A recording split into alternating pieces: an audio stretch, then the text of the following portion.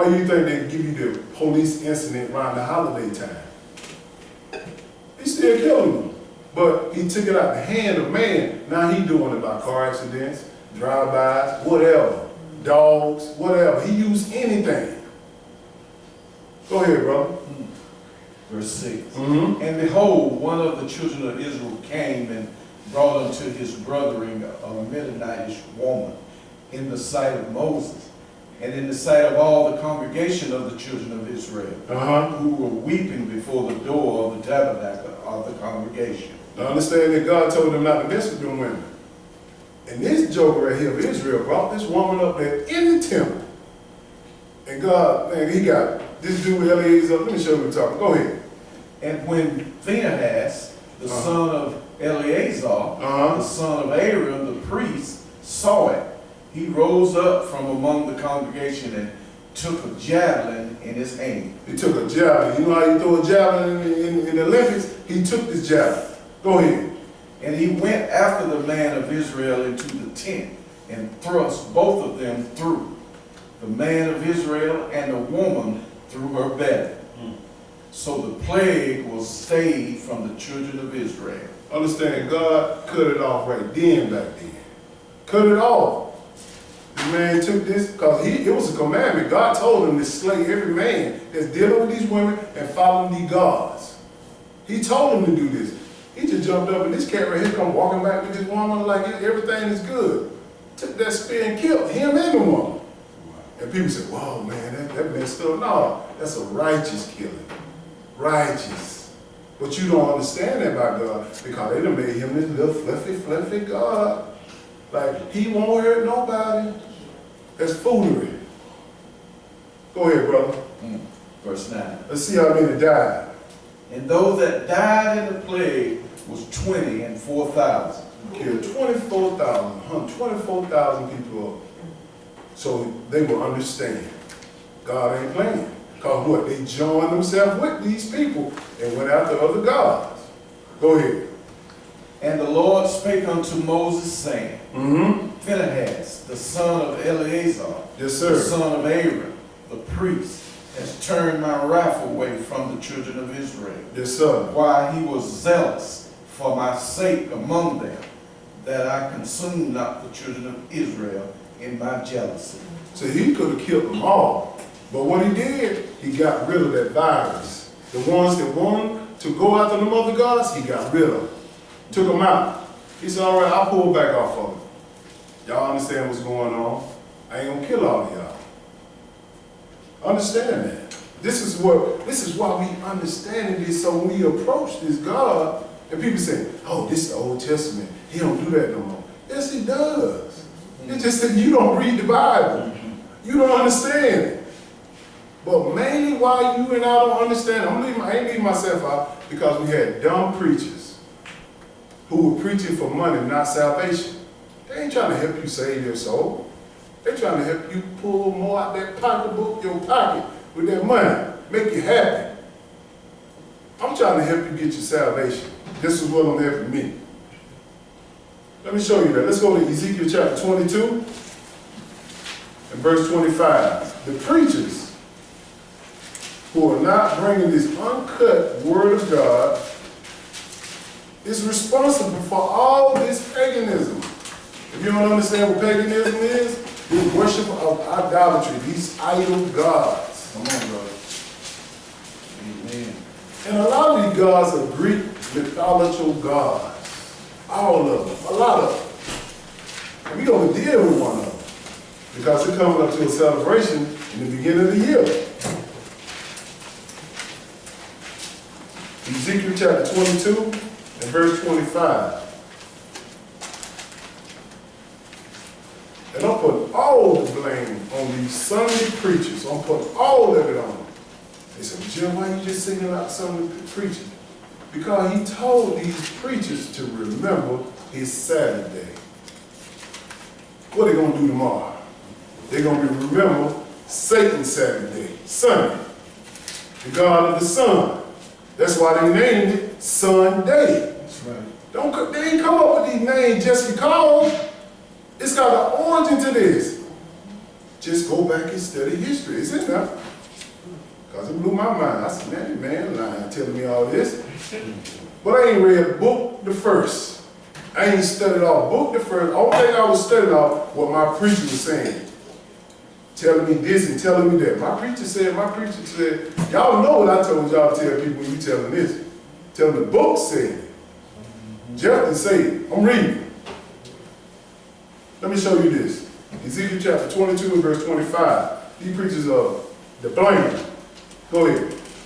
There is a conspiracy of her prophets in the midst thereof, Yes, sir. like a roaring lion raving the prey. They have devoured souls. Mm-hmm. They have taken the treasure and precious things. They have made her many widows in the midst thereof. So he telling these prophets have made the people many widows. Like I said, the church is the wife. God is the husband. They have made them many widows because they have spiritually killed you. With Sunday worship, with Easter, with Thanksgiving, with Christmas. If you don't believe it, go to them churches and see how they dedicate their life to worshiping that. They don't dedicate their life to the Sabbath, the Feast of Unleavened Bread, the Day of Atonement, all these days that God put aside so we can have the same little celebration as the Christmases, the Thanksgiving. That's why we have Feast of Tabernacle. That's why we have the Feast of Unleavened Bread. We eat, be joyful, and have a good time. But the world don't know this. They think we trying to take fun away, Joe. You trying to take fun away. You can have your fun with us with the feast when the feast comes. But these preachers have hid their eyes from God's law. Why? Because they still eating at Satan's table. Come on. Eating them. I mean, eating good. Go ahead, brother. Verse 26.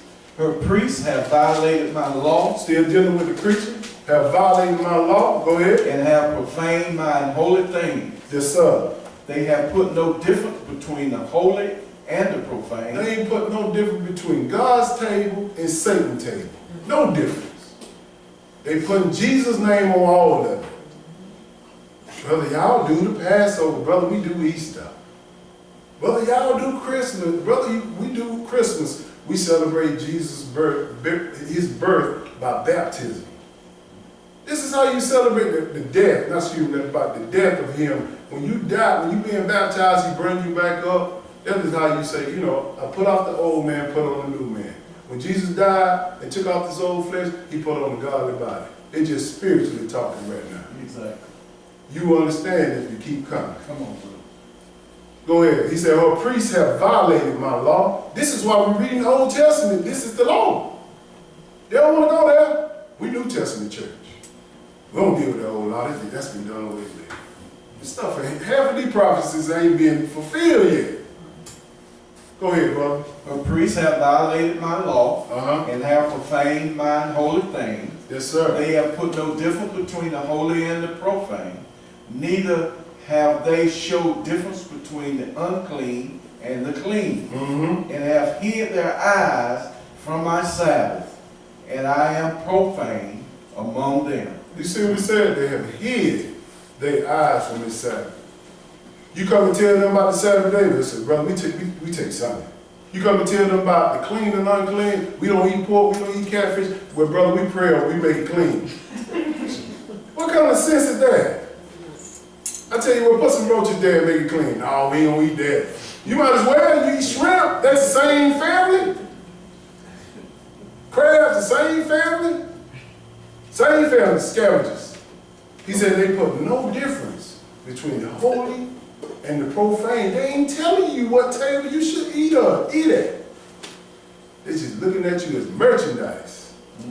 That's my light bill, my phone bill, my mortgage, my beach house, my 2 cars. This is how they're looking at y'all when y'all coming in, because they understand how much tithe money you giving them. I can't say that I'm gonna offend her. I can't say that I'm gonna offend him. Then my check gonna be shot. That's why every man of God need to work, or you won't be controlled by this money. Go ahead, he's gonna tell you right here, verse 27. A princess in the midst thereof are like wolves raving the prey. Yes, sir. To shed blood and to destroy souls, to get dishonest gain. Get this honest what? Gain. game. It's dishonest when you don't tell these people the truth. And tell them, we just gonna praise him anyway. And you sit right at Satan's table, tearing it up. Understand that. This is what's going on, y'all. I'm just trying to educate y'all. Do what you will. Because I'm going to do it. Do what you will. But this is why I want to make sure that you understand these two tables. These two tables. Let's turn to Deuteronomy. We finished with that one? Yes, sir. Let's turn to Deuteronomy, verse 16. Chapter 6. Yeah, Deuteronomy chapter 16, excuse me. Verse 1.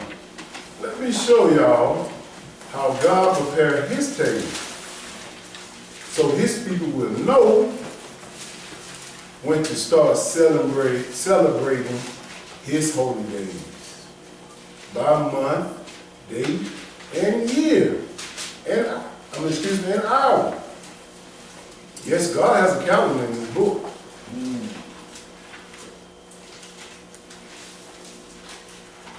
But we don't understand it.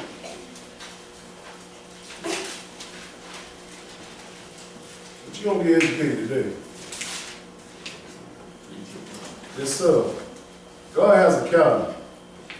And he tells us when the first of the year starts. I'm going to give you a clue. It ain't January.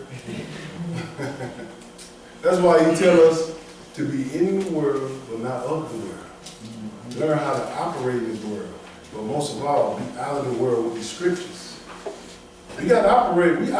We know when all these months of the year and all this stuff happening in time and all that. But he got a calendar that shows you when you're supposed to be at his table, when you're supposed to be celebrating with him, when it's the new year. Verse 1, we're going to understand about this new year. Go ahead. Observe the month of Abib, Mm-hmm. and keep the Passover unto the Lord thy God. For in the month of Abib, the Lord thy God brought thee forth out of Egypt by night. Now he's telling you to observe the month of Abib. That is the name of God, first month of the year, Abib. And it happens in the springtime when everything grows back. Not January when everything is dead. It don't make sense. How we going to celebrate a new year if you bring it in with winter? Everything dead. When you celebrate a new year, everything coming back to life. Come on. So that's why he established Abib or in the spring. This is when we start our count for the calendar. Go ahead, brother. There's something happening on this day. Go ahead. Thou shalt therefore sacrifice the Passover unto the Lord thy God, Yes, sir. of the flock and of the herd, and the herd, in the place which the Lord shall choose to place his name there. This is the first holy day we take part in, which is the Passover. This is how it goes right here, the first one. Am I right now? Well, go ahead. But jump down to verse, now understand this right here. We're going to understand the date, the month, and when God starts his first year. Let's go to Exodus chapter 12 and verse 1.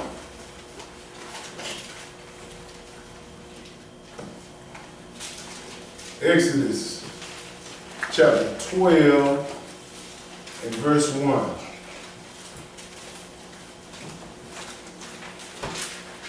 Abib, remember that. I'm going to read you the definition of that in a minute. Abib. Exodus chapter 12 and verse 1. I want to know if I'm doing this thing right. I want to know if I'm sitting at the right table. I want to know if I'm serving the right God. That's right. I want to know it. Amen. I don't know what y'all want to know, but I want to know it. Verse 1, go ahead. And the Lord spake unto Moses and Aaron in the land of Egypt, saying, Yes, sir. This month shall be unto you the beginning of months. It shall be the first month of the year to you. So we got a month, and he said this is the first month of the year. So we got a month and a date. Go ahead. Speak ye unto all the congregation of Israel, saying, In the 10th day of this month, they shall take to them every man a lamb, according to the house of their fathers, a lamb for an house. See, we had to take the lamb before Jesus stepped on the scene and killed all the animal sacrifice. This is how we got our sins forgiven. By taking an animal sacrifice, which is a lamb, for the Passover. So we can get forgiven for our sin. But when Christ steps on the scene, we still keep the Passover, we still keep the holy day, but we substitute his body for that. But the ordinance never changed. It's just like making a cake. You might use baking soda, I might use eggs, but we still got a cake rising. Christ has took the place of the animal sacrifices, so we still making sure we keep these holy days. Well, jump down to verse 6 so you can understand. Go ahead. And ye shall keep it up until the 14th day of the same month. Yes, sir. So And we got a day, the 14th day. When Abib hits, we count 14 days, which is Abib the first one. We count 14 days. This is how we know when we're supposed to take the bread and the wine, the Passover. Go ahead. And the whole assembly of the congregation of Israel shall kill it in the evening. This is when we kill it at evening. So we got a time. You don't take Passover at 12 o'clock in the middle of the day. You don't take Passover at 8 o'clock. You take it at sundown. That's right. Sundown. It's a reason for that. Go ahead. And they shall take of the blood, strike it on the two side posts, and on the upper doorposts of the house, wherein they shall eat it. This is what they did with the blood. Because God was sending a death angel around and killing the firstborn of every child, of every animal. Believe me, this whole earth will be dead right about now with firstborn animals and children. Because rarely these people take part of the Passover. That's right. Go ahead.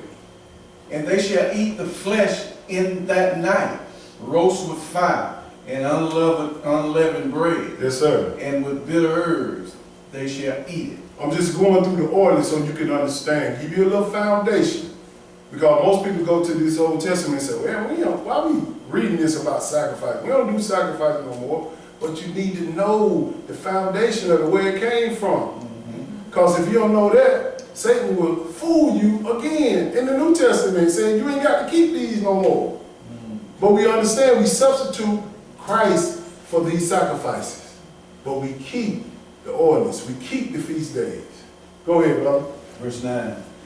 Eat not of it raw, not sodden at all with water, but roast with fire, his head with his legs, and with the prutence thereof. Yes, sir. And ye shall let nothing of it remain until the morning, and that which remaineth of it until the morning ye shall burn with fire. Go ahead. And thus shall ye eat it with your loins girded, your shoes on your feet, and your staff in your hand, and ye shall eat it in haste. It is the Lord's Passover. He told them, now you eat this and you stay in your house because the Lord is about to pass over the land with this death angel. You had to have the blood upon your house so he will pass over. Meaning that I won't kill your firstborn. He won't kill my daughter Erin, she's my firstborn. She won't kill, I don't know how many firstborns in here, but he won't kill her. So he said, I'm going to pass over that house when I see his blood. And he's still passing right now. He's still passing. Go ahead. For I will pass through the land of Egypt this night, and will smite all the firstborn in the land of Egypt, both man and beast, and against all the gods of Egypt I will execute judgment. I am the Lord. He's going to kill man, firstborn of man and beast, because of the gods of Egypt. Send at these people table with these gods. Go ahead. And the blood shall be to you for a token upon the houses where ye are. Yes, sir. And when I see the blood, I will pass over you, and the plague shall not be upon you to destroy you when I smite the land of Egypt. That's why it's so important for us to take this at the right date so he won't kill us. So important, so I can pass over you.